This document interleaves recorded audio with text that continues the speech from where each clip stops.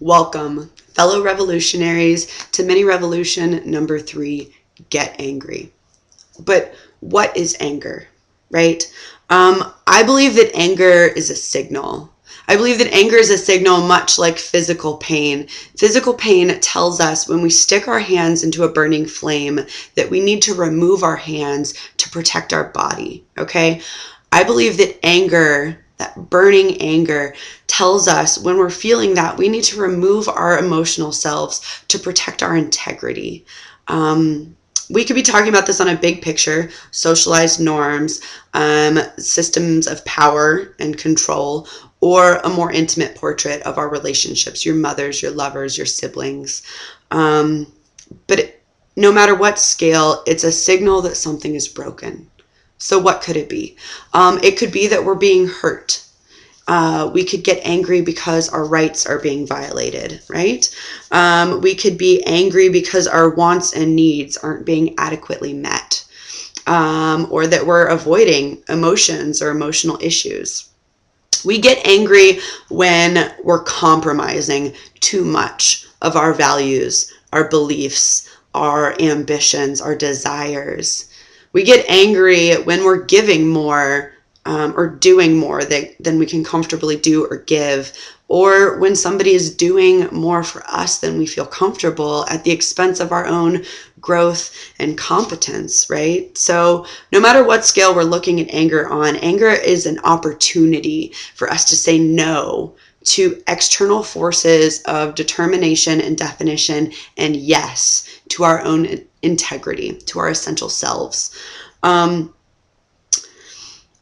There are those among us who are privileged and exalted for fighting and dying for what they believe in, for killing for their values systems.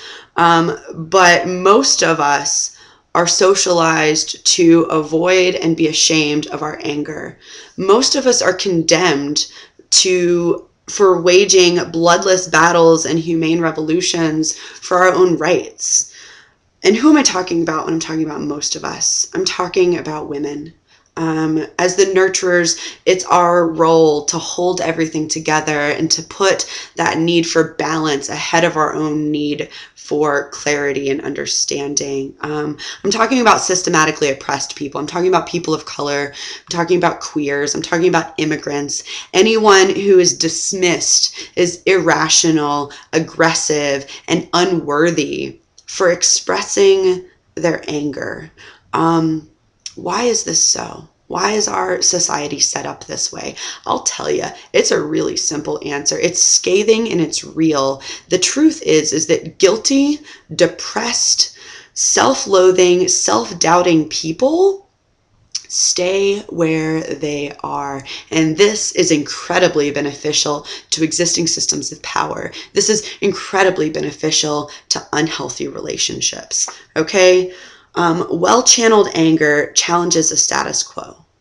Well-channeled anger challenges potentially dysfunctional patterns of being. Well-channeled anger brings change. And let's be honest, change is anxiety-inducing, right? Change is difficult. Change is uncomfortable, but darling, let me tell you, if we're ever going to increase the amount of safe, comfortable space in our world, we have to step outside of our comfort zone, okay? You have to leave that comfort zone in order to grow that comfort zone. And that's what these videos are all about, is doing that work. Because change and anger are ultimately empowering if they're channeled well. But we're not socialized to channel our anger well. What are we socialized to do? We're socialized to pin it up, right? And when we turn our anger inward, when we ignore it, we get cancer. I don't have time to talk about it. Go look it up. There's definite correlations. What else do? We're socialized to question its legitimacy. Do you question the legitimacy when you stick your hand into that open flame? Oh, I don't know if I should be feeling this pain right now. No, you know damn good and well you should be feeling that pain. And when you're angry, you should know damn good and well that you should be feeling that anger. I'm going to say something now, and I want you to listen very closely. We all have the right to everything that we feel. I'm going to repeat it because I believe this so strongly. We all have the right to everything that we feel, but with that right comes a responsibility to own those feelings, okay? What else do we do when we're avoiding our anger? We blame. We blame other people. And when we blame other people, we prevent our own understanding, our own owning, and our own ability to fulfill our needs. Okay? What else do? We vent, right? I just needed to vent. I just needed to get it off my chest. I just needed to say something. I feel better about it now. Let me tell you, venting solves nothing.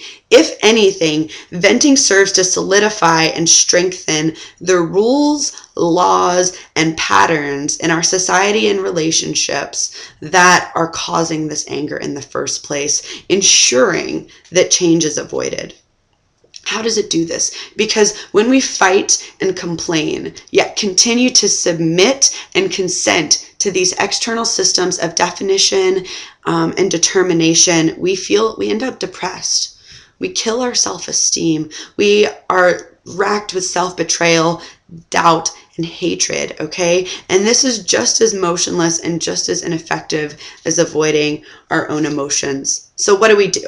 Right? That's what we're here to find out. What do we do about this? We ask the right questions. What am I really angry about? Okay? When you think you've got this figured out, ask yourself like 5 more times until you get to the root of what you're really angry about. And when you figure out what that problem is, ask yourself, whose problem is it? Is this even your problem to deal with? These questions are going to help us to own only what is ours and to really take responsibility for our own emotions. In this way, we're able to translate our anger into statements, non-blaming statements of self. I am, I want, I need, I will. Okay? When we drop our defenses and our attack modes, then we're really able to focus on getting our own needs met. Okay? It's nobody else's responsibility to meet our needs after we turn 18 than our own, right?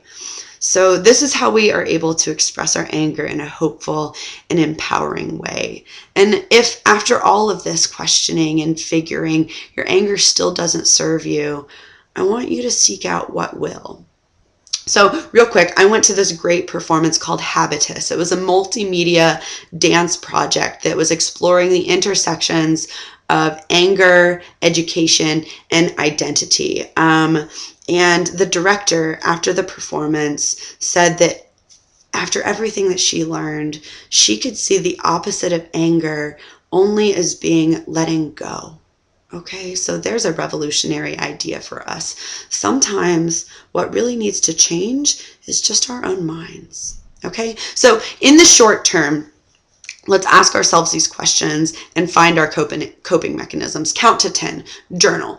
Do what it takes to calm yourself, to center yourself so that you can sit with these emotions and really explore them. And then over time, what I would love for us to do is to use our anger as a tool for greater self-clarity, to rewrite existing power structures, to discover new ways to navigate our relationships, and to really just change our own minds. Let's start a revolution in your head and in your relationships and in your life. Let's change this world together. That's all I've got for you this week. Subscribe. Go to my website, thevibrantalternative.com. Send me emails, Brandy with an I, at thevibrantalternative.com, and share this video if it had any meaning to you. Thank you so much. Have a great day, and I'll see you next week. Bye-bye.